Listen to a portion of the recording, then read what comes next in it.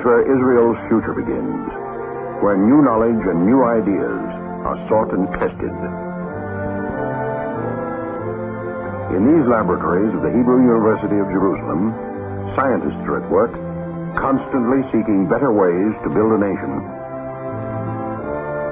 Here, young men and women receive their scientific training.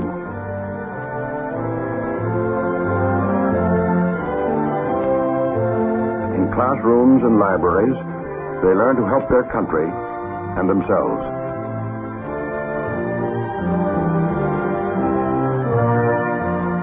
The Hebrew University is the vital center of scientific planning for the nation.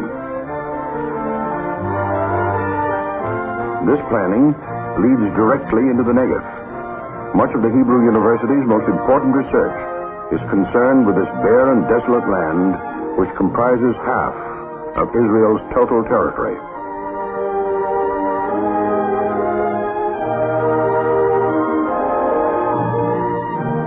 Professor Bentor, a Hebrew University geologist, has uncovered valuable minerals in the rock formations and subsoil of the Negev. He teaches his students to recognize where mineral deposits may be found. Training and research begun at the Hebrew University is put to practical use in the Negev.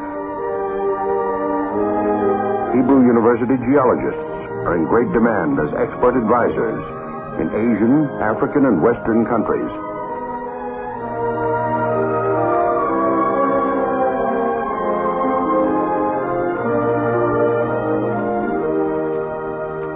In biblical times, caravans of commerce laden with precious merchandise traversed this land. Someday it will again become a thriving crossroads of trade and industry.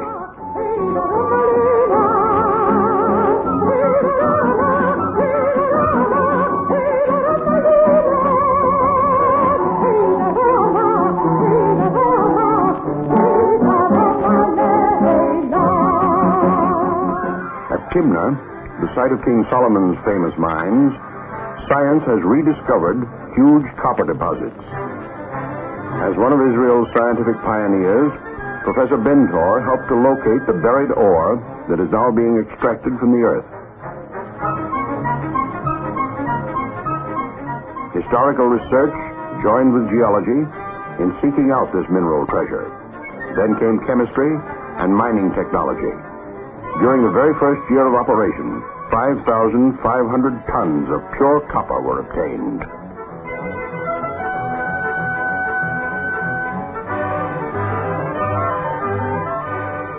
Just as important to Israel's development are the ceramic mines, another industry that is making the Negev productive, thanks to extensive scientific research and application. These mines yield clays, out of which heat and acid-resistant materials are made.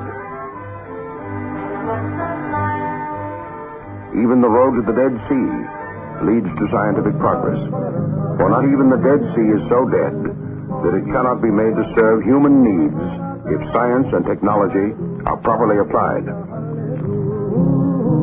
Here at the Dead Sea, at the lowest spot on Earth, is one of Israel's richest natural resources, potash.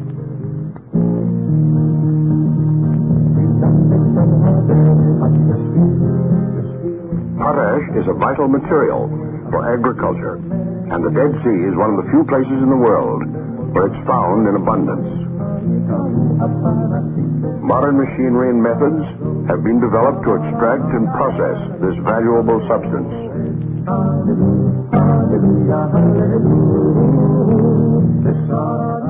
The many workers engaged here have come from various lands.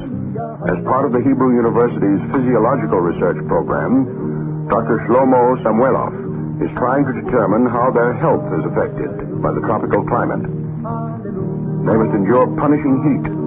The dry climate is a constant strain on the body. Dr. Samuelov and his assistants check the pulse, blood pressure, and metabolism of the potash workers. They try to find out what type of laborer can best tolerate the difficult conditions at the Dead Sea, what kinds of food and clothing are best for his health.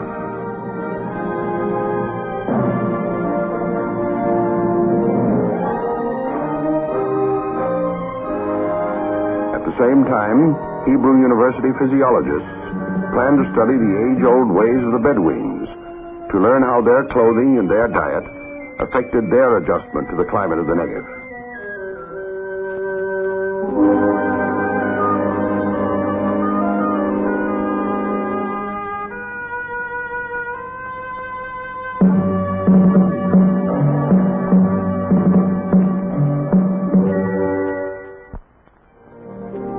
If these stones could speak, they could explain how an ancient people, the Nabateans, built their irrigation systems that lasted for hundreds of years. But the skill of the Nabateans was buried in the dust of time. Now, Professor Avenari, a Hebrew University botanist, is trying to rediscover their methods. He has taken over the archaeological site of a Nabatean farm outside the ruins of Abdeh to apply ancient practices to Israel's agriculture today.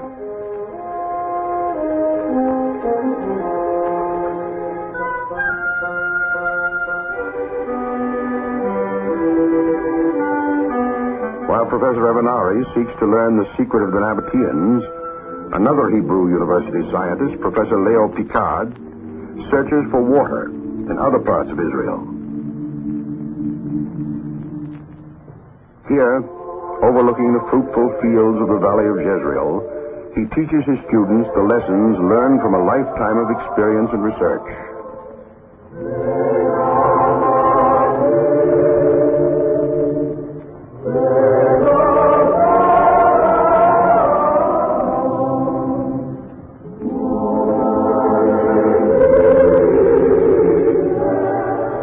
It was at Gilgal that Professor Picard found water for the first time, bringing back to the countryside the fertility of the past.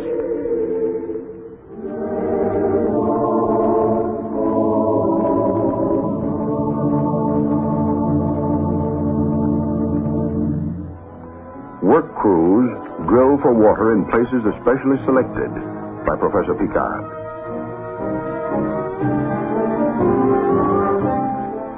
The Hebrew University's research may help other countries which have a shortage of fresh water.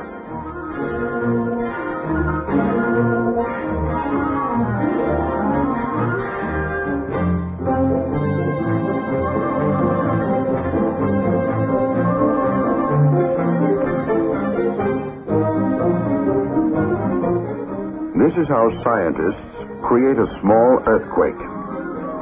After workers have dug holes 100 feet deep and filled them with dynamite, they set off an explosion.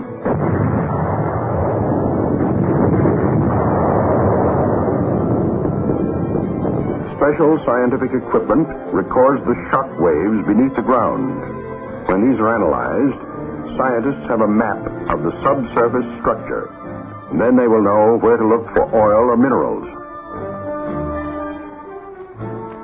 Creation of artificial earthquakes is one way by which scientists locate the hidden treasures beneath Israel's soil.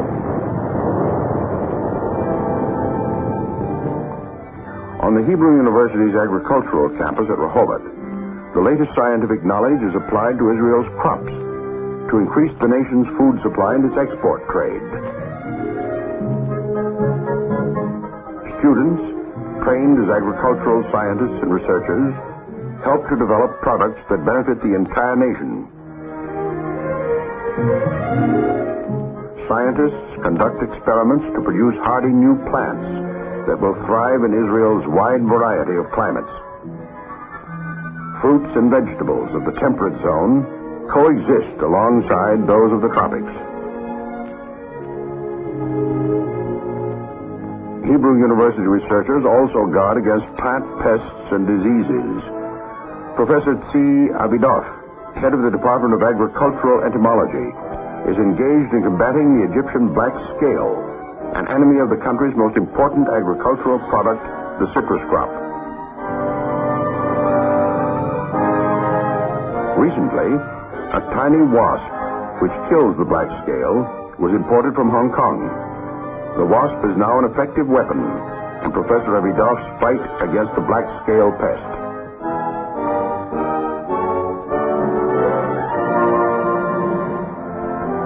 At the Arid Zone Research Institute in Beersheba, Professor Tabor focuses the sun's rays on water, turning it into steam. Israel's biggest natural resource is sunlight. For 9 months of the year, it scorches the land. This device may solve Israel's power shortage, and it may help other countries which are blessed with plenty of sunlight, but are lacking in the conventional sources of power.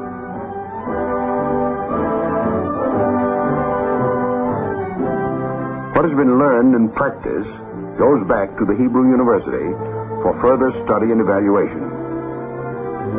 There is always a constant interaction between the university and the country, like that between the heart of a man and his body. But today, the influence of the university ranges even beyond Israel's borders. Students come from many lands, including the United States and Canada.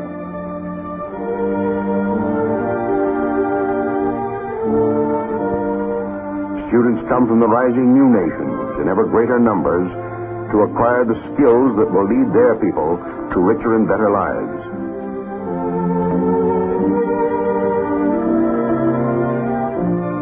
As the new Africa strides confidently toward a better day, the Hebrew University helps to train some of its future educators and scientists. Almost 7,500 students are now enrolled here. In addition to the young people born in Israel, they stem from 70 countries, reflecting the mass immigration into the land. But many more are seeking admission, and the new campus is far from complete. New buildings, classrooms, laboratories are urgently needed.